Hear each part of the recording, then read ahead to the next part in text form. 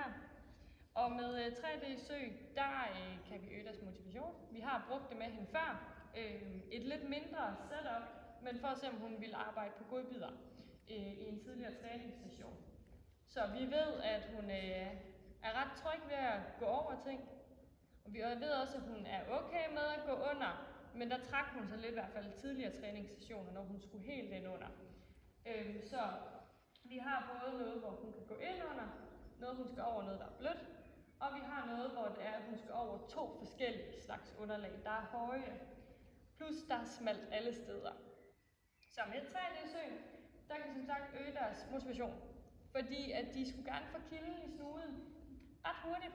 Det vil sige, jeg ved, der er noget her, jeg skal finde en vej ind, men jeg kan ikke komme ind lige der, hvor den er. Så de skal til at problemløse. Det kan også med til at øge deres vedholdenhed. Fordi det der med at være lige ved kilden, men at blive ved med at kæmpe for at komme ind, så de får sådan en, jeg er lige ved at være der, jeg skal virkelig helt ind til den. Så vi får noget mere udholdenhed, vi får noget mere vedholdenhed, og vi får noget mere motivation med det. Og så kan vi som sagt bruge det til at se, er der nogle steder, hvor de ikke er så trygge ved, enten skulle over, under eller igennem. Så med 3D-søg, i stedet for at vi kun skal rundt om en madras, så øger vi lige det her ekstra niveau af at sige, at du kan også gå under, og du kan også gå over. Det er opstarten til vores utilgængelige kilder. Så det her med, at de kan komme helt hen til noget. Så når noget er utilgængeligt, så vil vi gerne have, at de bliver ved med at kæmpe for det. Vi vil gerne have, at de bliver ved med at sige, at jeg kan godt komme ind, fordi jeg har prøvet så mange gange nu at blive udsat for ting, hvor det er næsten umuligt, men hvor der lige altid bliver fundet en vej. Så det her med, at de begynder virkelig at bruge deres hoveder til at sige, jeg kan godt, jeg kan uanset hvad. Vi giver dem enormt meget selvtillid af det. Sådan at de kommer og siger, her kommer jeg, uanset hvad vi nærmest byder om. Så det er noget, vi kan bruge til opstart på noget utilgængeligt, for at vi får dem til at sige, her kommer jeg.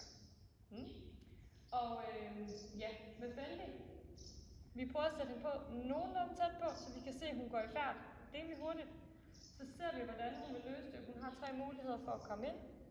Og vi vil gerne holde øje med at se, om hun bliver ved med at kæmpe på egen hånd, det her med motivationen, eller om hun henvender sig til dig på noget tidspunkt, så hun bliver i tvivl. Og så ser vi den her herovre, hvor hun skal gå under, der skal hun under, hvor hun også mærker et tæppe på. Måske der lige rører hendes ryg, så ser vi lige, hvad det er, hun kan sige, om hun trækker sig ud igen, eller om det er okay. Det er ligesom den nyeste tilføjelse, vi laver til hende. Ja.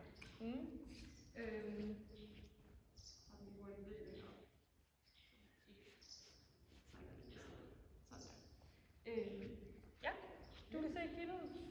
Ja. Godt. Så vi prøver at sætte hende på. Bare gå lidt tættere på. 6.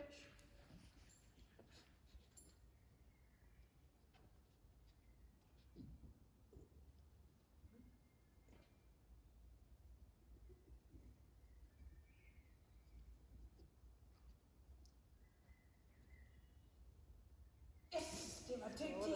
Det var dygtigt. Ja. Det var Sej. Så.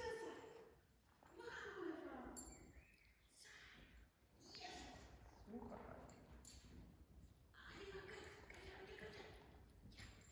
Godt. Så fordi vi jo lige har lavet et søg inden, og der vælger hun også den her vej herunder. Det er ligesom hendes foretrukne vej. Og der går hun også hurtigere ind i opgaven, så jeg ved godt, hvad den handler om, og ved også, der er noget med den her stol. Hun når lige at snuse lidt og standse op og undersøge herovre. Og det er jo super fint, hun laver en læring i at sige, at det er okay at gå under. Men det giver også en indikator, fordi vi på den tidligere video så, hun havde ikke noget problem over i den anden ende. Men at øve det her med, at hun måske skal gå under, længere under noget, hvor hun faktisk skal bukke sig ind under, det kunne klart være noget, vi skal have fokus på. Sådan at hun godt kan kravle ind under.